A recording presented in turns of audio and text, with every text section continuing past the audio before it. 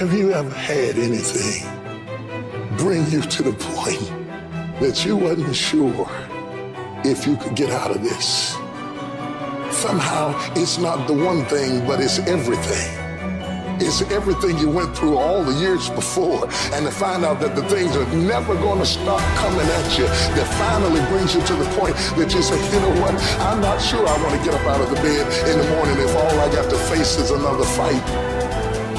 This is for those of you who are going through the fight. Those of you who are wondering, how can I keep going like this? Some of you have been through so much that you should have lost your mind. It's all right to fail as long as you fail forward. It's all right, but I need you to have heart, because there's some things you just can't get without perseverance. Don't think it's strange when things happen to you, because every man, every woman, every boy, every girl will go through a time where your faith will be tested. I know what it's like to barely hold on, to barely feel like you're breathing, and barely feel like you can come up for air. Look up. Look up and recognize that there is a way out. There is a path for you to take. And it's not an easy path. It takes courage and it's hard. But what is the other choice? What else can we do? Let the darkness completely consume us, be overtaken by temptation and vice? No. Do not accept that. You can triumph over these dark forces. You can become better. You can be better. You got more than you think. You can do more than you think. You can go further than you think. You can have more than you think. And stop blaming somebody else over what you don't have. It's time for you to know what you got in your hand. Stand up for your dreams. Stand up for what you want in your life. Decide that your life is so meaningful to you, that you love you and you love life so much that you're going to stand up for what you believe in, because you can fall for anything. And so by being committed to everything that I started, I finished it. It built a certain type of spirit. It built a certain type of mentality. And so now I couldn't quit even if I wanted to. I couldn't stop even if I wanted to. I had too much sweat equity in my life and everything that I was doing. When it gets tough, I'm gonna press my way. When I get tired, I'm gonna press my way. When it's not convenient, I'm gonna press my way. When my heart is broken, I'm gonna press my way. When I'm rejected, I'm gonna press my way. When I'm broke, I'm gonna press my way. When I'm despaired, I'm gonna press my way. You would just believe that your day coming, that the sacrifices you are making today, they gonna pay off. But if you do not believe, it ain't gonna happen.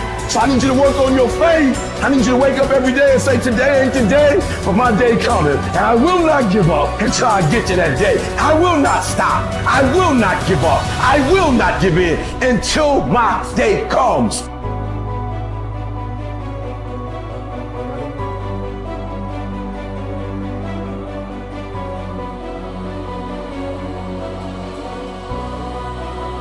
This is another concept which has made its rounds in the world, that something else should motivate you to do what you're doing. If what you are doing is significant enough, you don't need any other thing to motivate you. If what you are doing is truly significant to life, why do you need another motivation to make that happen? If you really understand and experience that what you are doing is truly important for every life around you, you don't need a motivation. Life just goes on. See, does your heartbeat need a motivation to keep it going? I'm asking you. All the life processes is not asking for any motivation, isn't it? Monsoon is coming. Any motivation?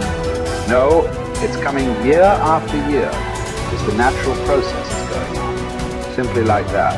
In you and me, life is on.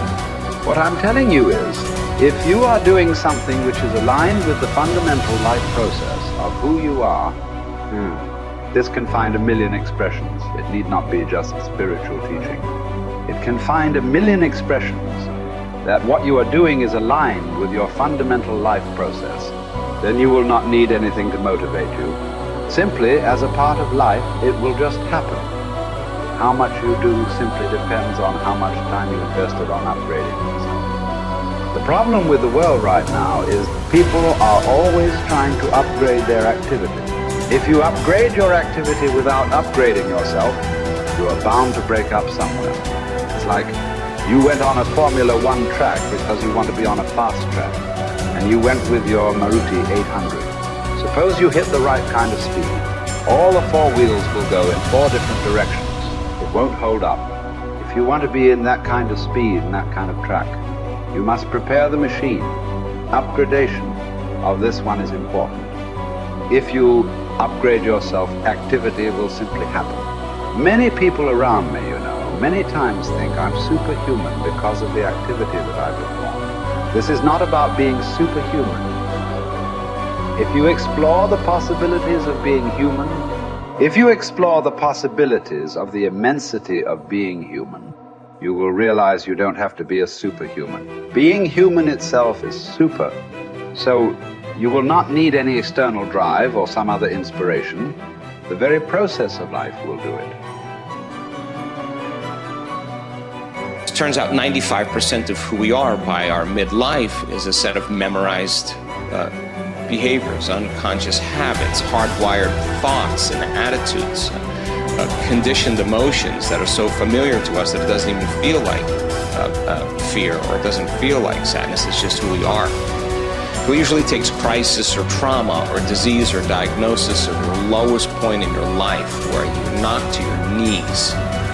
And for that moment, you actually have a view of yourself outside of yourself. You can see yourself from a different state. The facade, the whole illusion is over.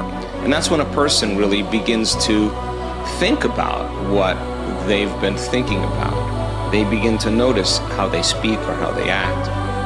And I think they begin to pay attention to those feelings on a more regular and conscious basis. And the word meditation, I looked this up because when I started my journey, I'm very scientifically minded. The word meditation, the symbol means to become familiar with. So then the first step to change, if you wanted to create a new life, you have to change.